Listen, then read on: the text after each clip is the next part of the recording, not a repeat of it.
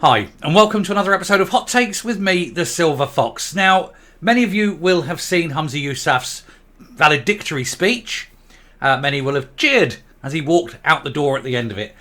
What I'm going to do is we're going to go through his speech now, line by line almost. We're going to analyse the things he said, because I think when you go over this, there's an awful lot in that speech that is being said between the lines.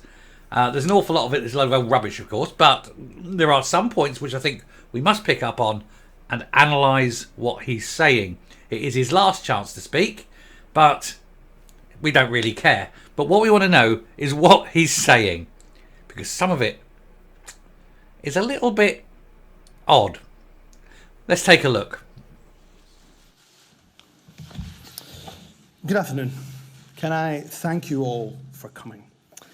Last week, I stood here to announce the ending of the cooperation agreement between the SNP and the Greens, the Bute House agreement, and that the SNP would seek to govern as a minority government. I made that decision as leader of the SNP, as I believed ending the Bute House agreement was the right one for the party I lead. Now, he says it was the decision he made because it's the party he leads. I don't think it was his decision. I think it was a decision made by others but presented by him. And I think we all agree that he would never have made that decision given that he was championing them up until the evening before. He had this pushed on him and he had no say in the matter. And I still do believe that to be the case. But most importantly, I believe it was the right decision for the country. My hope was to continue working with the Greens in a less formal arrangement as the SNP moved into a new phase of minority government. Unfortunately, in ending the Bute House agreement in the manner that I did, I clearly underestimated the level of hurt and upset that caused Green colleagues.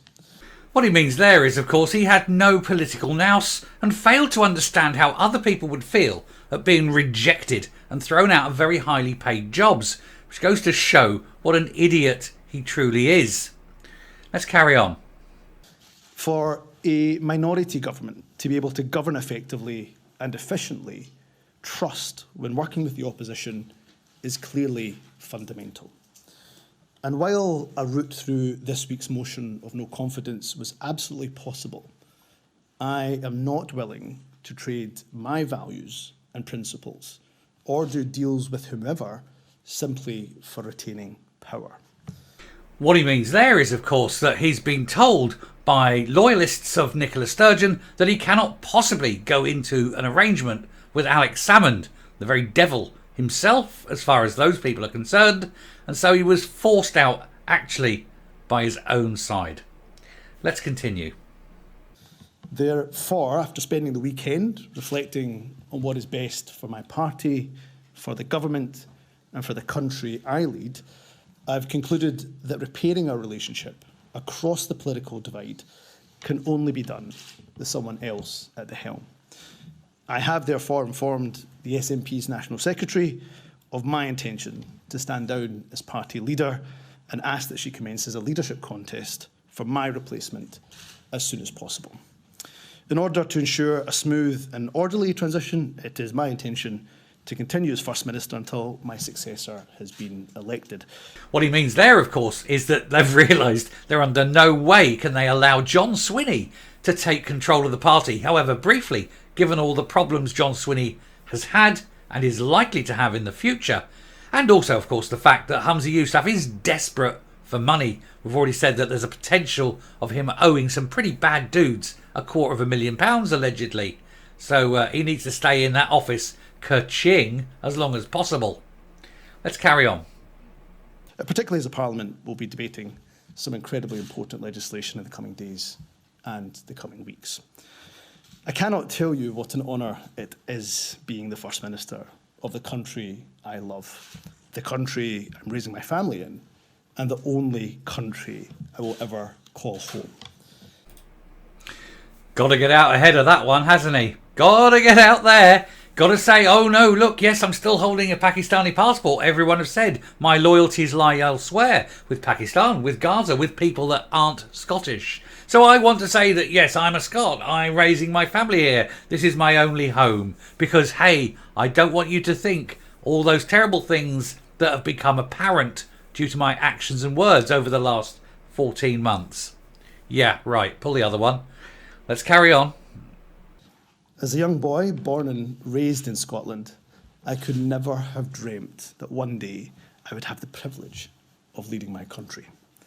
People who looked like me were not in positions of political influence, let alone leading governments, when I was younger. Oh yes, they were. Just not in this country. Get it right. After all, India, Pakistan, Bangladesh, they all look a bit like you, and they've all had many people lead them. People who look like you lead them. Do you know what those countries have in common though? None of them have people who look like me leading them. Ain't that weird? So let's not talk about racism, Mr. Humza Yousaf, because we know where the real racism is. Let's continue. But we now live in a UK that has a British Hindu Prime Minister, a Muslim Mayor of London, a Black Welsh First Minister, and for a little while longer, a Scots Asian First Minister of this country. Hang on a minute. What do you mean Scots Asian? You were just saying it was a Hindu Prime Minister, a Muslim Lord Mayor of London, a black leader of Wales. Oh, but you don't count yourself as a Muslim now. You're just Scots Asian. Let's go bland. Let's not represent who I am. Why? Are you ashamed of it? Why would you change that definition? How come Sadiq Khan can be a Muslim but you can't? How come we can have a Hindu PM but we can't have a Muslim First Minister? Why would you change that? Why would you change the description so weirdly? Seems very odd, doesn't it? Let's carry on. So for those who decry that multiculturalism has failed across the UK, I would suggest that the evidence is quite to the contrary, and that is something we should all celebrate. Muslim rape gangs. I've had the honour of serving in government for almost 12 years in a variety of roles. Whatever position I held during my time in politics, I've always been guided by my values. As First Minister, I'm incredibly proud to have a fair tax system, the most progressive in the UK, where those who earn the most contribute the most. He obviously means where those who earn the most leave. Man's an idiot. If he thinks what he's doing is good, he's unbelievably dim. Oh wait, no. We've already found that out. Let's move on.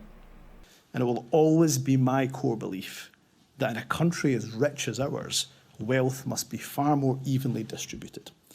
I've no doubt at all that whoever takes over from me will continue the Scottish Government's drive to reduce child poverty. I'm proud that through our actions, an estimated 100,000 children are expected to be lifted out of poverty this year. He may well be right, but you have to ask how many more will be put into poverty by the increase in taxation and the raising of minimum unit price of alcohol.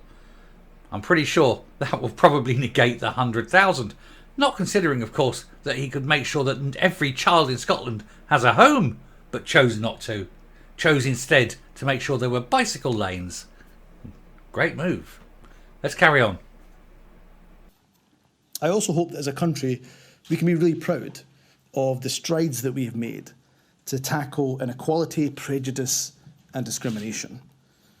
But let's also acknowledge that far too often in our country, hatred continues to rear its ugly head. In a world where every issue seems to descend into a toxic culture war, it is often the most marginalised in our society who bear the brunt. He means for Muslims again, doesn't he? He means, the minorities. He means people like him, Muslims like him. He doesn't care about anyone else, but he wants to make sure that the Muslim voice is heard. The guys down the mosque told him that he has to push the agenda. And of course, agenda pushed. Let's move on. As politicians of all political parties, we're privileged to have a platform. Each and every one of us must resist the temptation of populism at the expense of minorities, particularly in a general election year. I've often said that as a minority myself, my rights don't exist in a vacuum. They're only protected because the rights of everyone are protected. And from the backbenches of the Scottish Parliament, I will continue to champion the voices and the rights of those, the rights and the voices of those who are not often heard, be that at home or indeed overseas, such as those suffering and continue to suffer the most horrific humanitarian catastrophe in Gaza as the world watches on. The First Minister of Gaza has spoken. And also, for all this claim of protecting the rights of people, he isn't doing much for the rights of women and children, not when he's allowing grown men to wander in to female-only spaces. So I think he's talking what is known technically in the trade as a load of old bollocks. Let's move on. Let me say to my SNP family, I will always be with you. I will always campaign alongside you. We have had setbacks in our movement, but we have overcome them, and we will do so again. Independence feels frustratingly close, and believe me, no one feels that frustration more than the leader of the SNP. But the last few miles of the marathon are always the hardest, and we have run this race as a team, and I now will prepare to pass the baton to a successor who I'm absolutely certain will lead us over the finish line. The only finish line he's going to see is when the auditors come in and declare the SNP bankrupt. If he thinks independence is close, he's lost his marbles.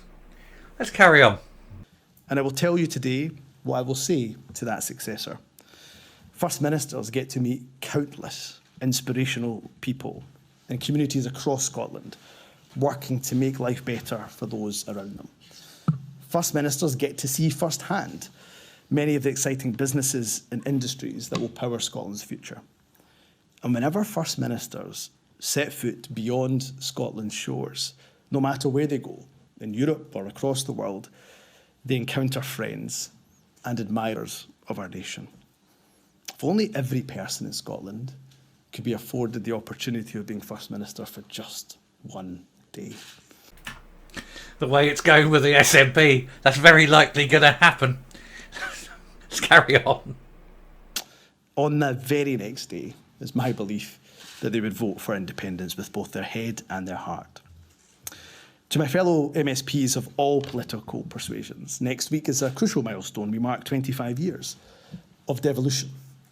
We have an electoral system that is designed for no political party to have an overall majority.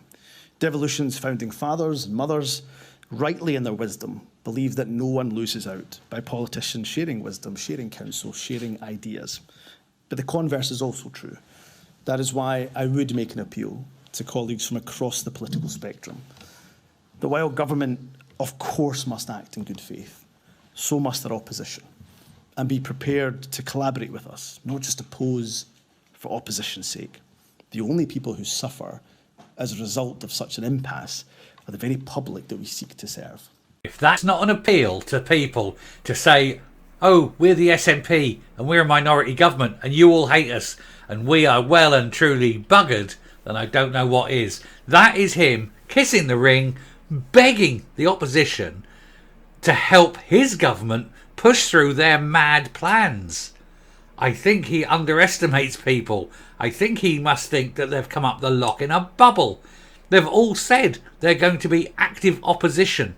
He's trying to save the SNP government, hoping to God they get another 2 years of it so that they can continue in power. Because I think he knows that come the next Holyrood election, he's oot. And he won't be on that salary and no one else is going to pay him, are they? Desperate times, desperate measures, and what a sadly desperate man. Let's continue. Politics and politicians, not unreasonably, I'm afraid, have often been maligned. However, I truly believe that when we get it right, and often we do, we are a force for good that can transform people's lives for the better. So to my colleagues in opposition, regardless of political party, I genuinely do wish you well. I bear no ill will and certainly bear no grudge against anyone. Politics can be a brutal business. It takes its toll on your physical and mental health. Your family suffer alongside you. I am in absolute debt to my wonderful wife, my beautiful children, and my wider family for putting up with me over the years. I'm afraid you'll be seeing a lot more of me.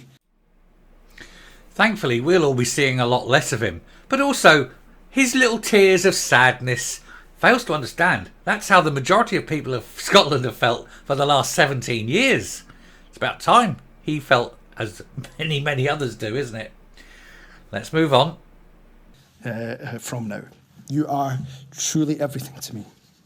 And although, of course, as you can tell, I'm sad that my time as First Minister is ending, but I am so grateful, I'm so blessed for having the opportunity that are afforded to so few to lead my country. And who could ask for a better country to lead than Scotland?